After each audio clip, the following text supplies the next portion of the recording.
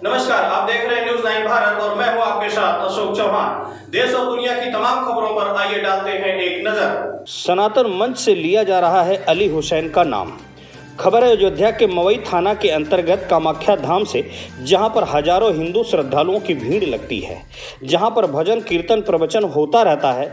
ऐसे में इस मंच से अली हुसैन या मौला का नाम लिया जा रहा है, जिससे वहां की जनता व सनातन धर्म के लोग इसका विरोध कर रहे हैं।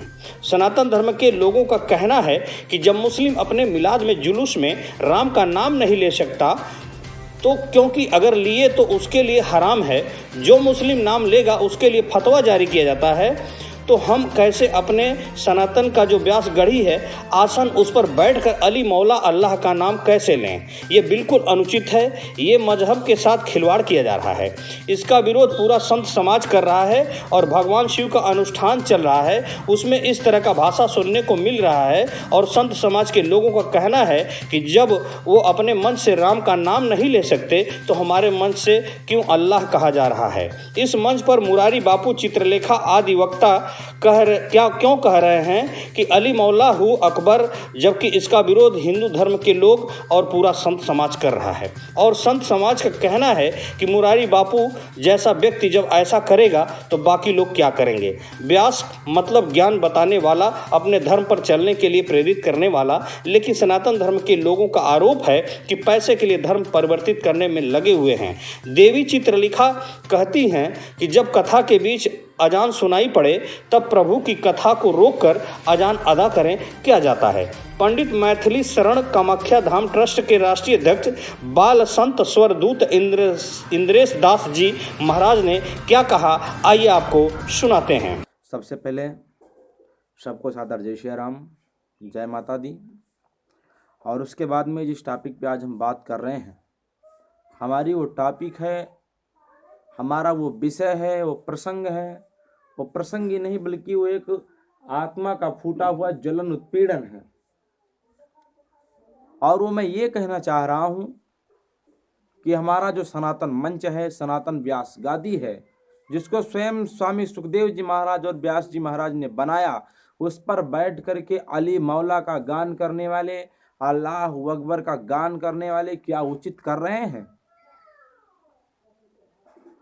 यदि उचित है तो मुझको उसका प्रमाण मिले, यदि अनुचित है तो क्यों कर रहे हैं? उन पर अंकुश क्यों नहीं लगाया जा रहा है?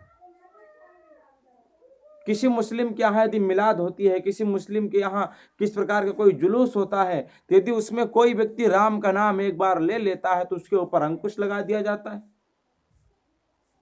उसके ऊपर फतवा जारी हो जाता है, उसको समाज से बहिष्कृत कर दिया जाता है। मुझे वो दृश्य आज भी याद है, जब एक बेटी गीता का पाठ कर रही थी मुस्लिम घर में पैदा होकर के, तब स्वयं मौलवियों ने उसके ऊपर फतवा जारी कर दिया था। और आज हमारे सनातन मंच पर बैठ करके ये देश के बहुरूपी ढोंगियों ने अल्लाह अकबर का गान करना शुरू कर दिया,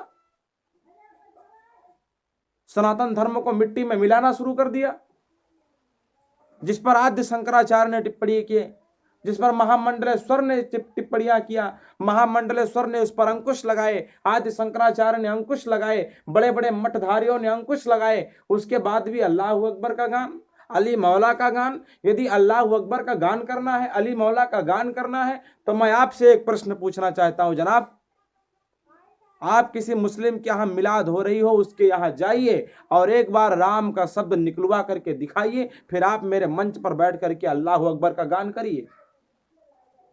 यदि वो मुस्लिम ऐसा नहीं करता, वो राम का शब्द नहीं ले सकता, उसके लिए राम का शब्द लेना पाप है, हराम है। उसके विद्यालय में यह नहीं पढ़ाया जाता कि राम कौन है, उसके विद्यालय में यदि राम पढ़ा दिया गया तो हराम है। उसके इस्लाम में राम शब्द यदि किसी ने कबूल कर लिया तो हराम है, फतवा जारी हो जाएगा। केवल हम ऐसे लोग हैं जो सर्वे भवन्तु सुखिनः सर्वे सन्तु निरामया सर्वे भद्राणि पश्यन्तु का नारा लगाते हुए घूम रहे हैं। हिंदू मुस्लिम आपस में सब भाई भाई का नारा लेकर के घूम रहे हैं। इस पर अंकुश लगना चाहिए। हमारे राजनेता जो खराब हुए वो इसीलिए खराब हुए क्योंकि उन पर प्रजाओं ने अंकुश नहीं लगाया। यदि उन पर पहले से अंकुश लगा होता तो बिगड़ते ना, हमको लूटते ना, हमको मारते ना।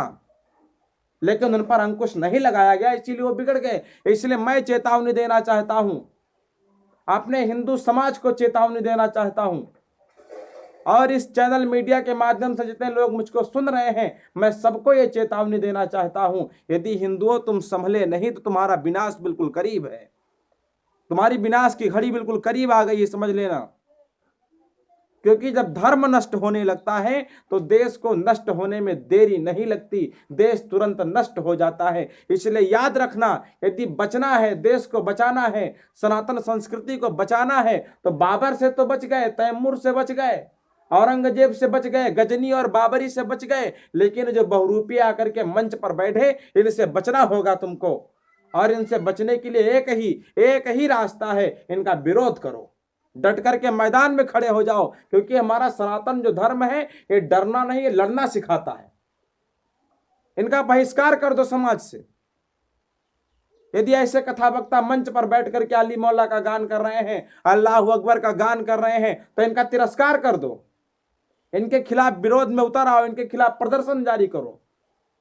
मैं ये प्रश्न महामना योगी आदित्यनाथ जी से भी पूछूंगा, क्योंकि वो भी हिंदुत्व की बात करते हैं, हिंदुत्व की बात करते रहे हैं। मैं उनसे भी ये बात को पूछूंगा कि आपके ऊपर किसी का अंकुश है, आपके ऊपर किसी का दबाव पड़ रहा है, किस लिए आप नहीं बोल रहे हैं? अभी तो देश संकट में है। निवृत्ति के बाद में यही क्वेश्चन मैं उनसे भी पूछूंगा। या हुसैन,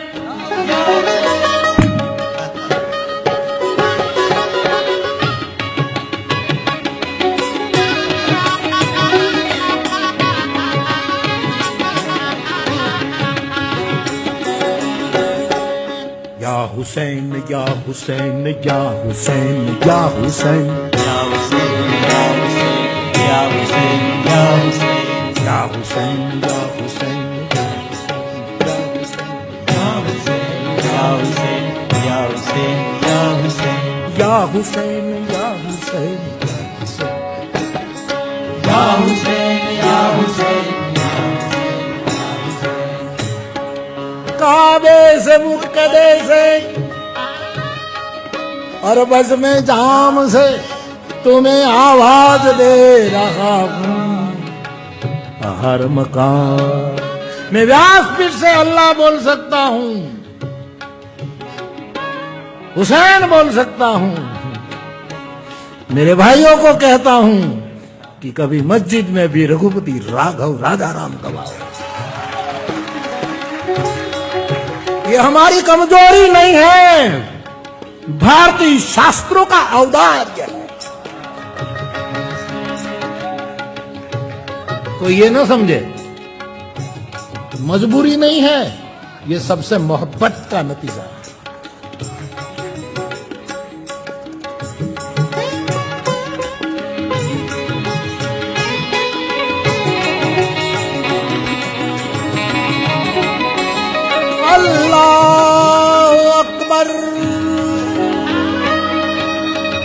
बिस्मिल्लाहिर्रहमानिर्रहीम।